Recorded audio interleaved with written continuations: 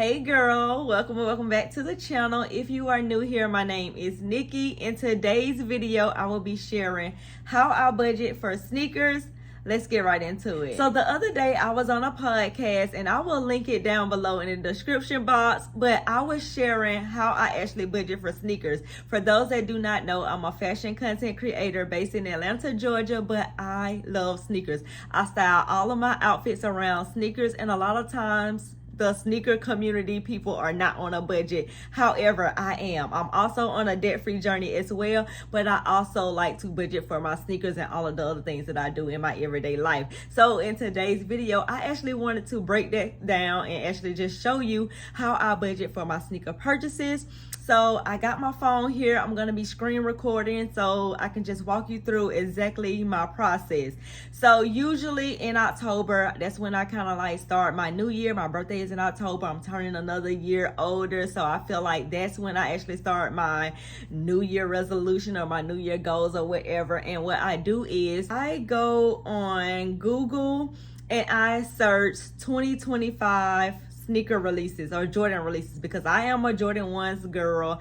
Absolutely love Jordan 1s and things like that. So that's exactly what I'm gonna do. I'm gonna go to Google and I'm gonna type in 2025 Jordan releases. Once I type in the 2025 Jordan releases, I'm gonna scroll down to one of the blogs or websites on here that I is familiar with, and I'm gonna click on it just to see what is actually gonna be releasing in 2025. So here I'm going to the justfreshkicks.com, and I can see all of the potential, because these dates are not really set in stone. That's what I've learned this year, last year when I've been budgeting for sneakers. The dates are really not set in stone, but it gives me an estimate on what is supposed to come out and how much it is, and if it's gonna actually be coming out in kid sizes as well. Because if it comes out in kid sizes, I'm gonna go for the kid sizes because that allows me to save a little bit more money. I am a size 4.5 in kids. Sometimes they do not come out in kids. They may come out in women's size or even in men's size. So I may have to go for the adult sizes as well. So I pay attention to all of that. But what I do is I just scroll until I find something that I actually like or I want. And let's just say we're gonna go with the Air Jordan 3s Valentine, and it says that it's scheduled to release on February 5th for the price of $215. Now it's not mentioning if it's gonna be in kid size, women's size, men's sizes or whatever. $215. That's probably around the adult men's size or women's size. So we're gonna just use that one as an example because I do really like those. Those would be a great Valentine gift to myself or whatever. We're gonna be using those as our example. So once I find a sneaker that I actually want to budget for, I'm gonna come over to my notes app and I'm gonna write in 2025 Jordan releases at the top as my title, and then I'm gonna put the Air Jordan 3, and I'm just gonna put in parentheses Valentine, and these are scheduled to release on February 5th for a price of $215. Now I have something to look forward to. Now I have a date. Now I have a price range and things like that. So with a price range of $215, I want to budget a little bit more just to give myself wiggle room for taxes, shipping, and things like that. So for $215, I'm gonna go ahead and round up and say that I'm gonna need $250 total. The next thing I do is I'm gonna come over to my calendar, and I'm gonna see exactly how many paydays do I have up until that sneaker is supposed to be released. So let's just use today's date. Let's just not even say that this is October where we are planning out 2025. We're gonna use today's date, and we're gonna use my real paydays. I'm paid on Friday and I'm paid every other week. So I'm gonna see how many paydays do I have up until February 5th. So I have 1, 2, 3, 4, 5, 6, 7, 8, 9, 10, 11, 12, 13. So I have 13 paydays before the sneaker is actually released. That will allow me to be able to have all of the money by January 31st. So since I'm paid 13 times, what I'm going to do is now I'm going to divide 13 by 250 and see what I need. And that's $19.23. So I'm just going to round up to $20. So now I know every single pay period, all I need to save is $20 in order for me to have $250 by January 31st in order for me to purchase the sneakers by February 5th. There's many different ways that you could be saving the $20 every single pay period.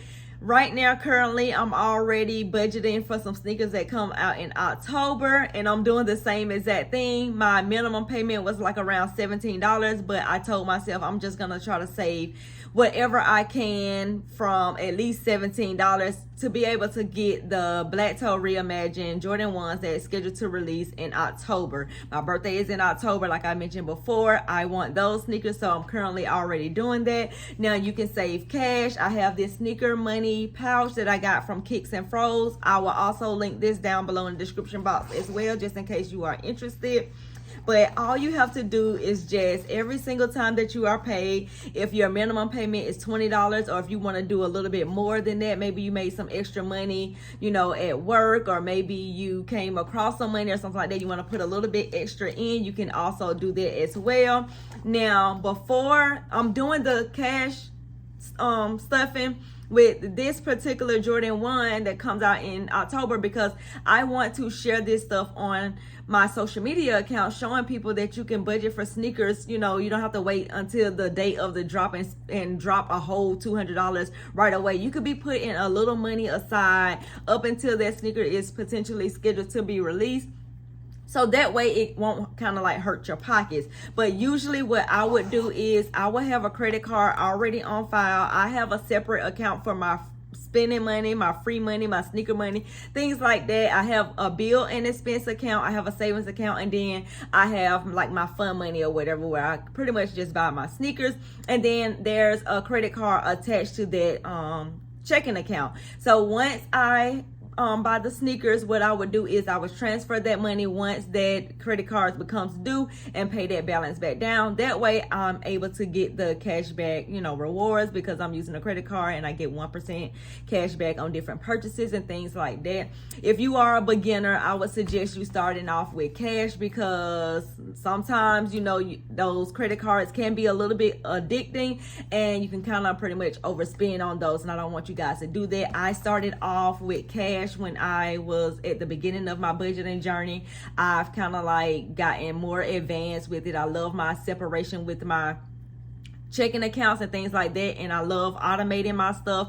So now pretty much everything is, you know, kind of like runs on automatic, except for my spending account. Those things I actually have to just swipe a card for, and I pretty much swipe a credit card, and then when that credit card due date becomes due, I just pay the balance in full like that, so that I won't accrue any interest. But that's a more advanced technique. I also use different types of apps and things like that to kind of like help out with the purchase. Now when it comes to like the Jordans and stuff like that, I pretty much can't use a discount app or whatever, because I do like the Capital One shopping app. I will link that one down below in the description box as well. But with the Capital One shopping app, what it does is whenever you are searching online, you just add the Capital One shopping app to your phone or your to your computer website browser, and before you check out, it scours, it just looks all over the internet for discount codes and stuff like that, and it saves you a little bit of money.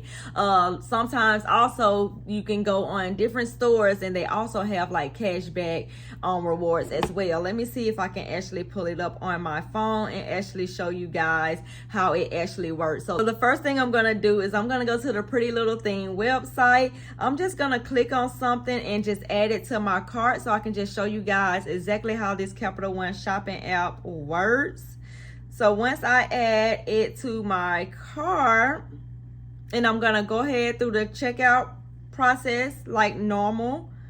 proceed to checkout. Now, when you have the Capital One shopping app, it's gonna already say, okay, tap to get 2% cash back. If there's any type of savings that's in place, it's gonna automatically pop up at that time when you're checking out. So now I'm gonna apply the savings and it's gonna activate.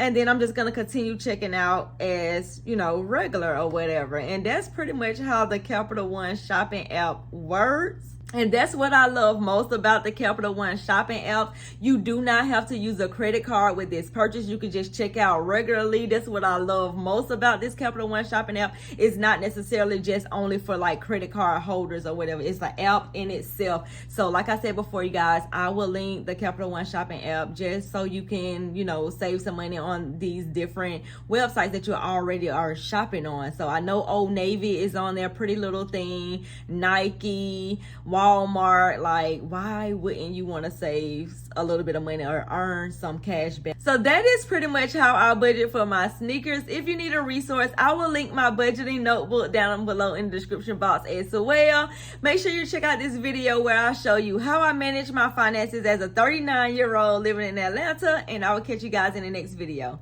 Bye.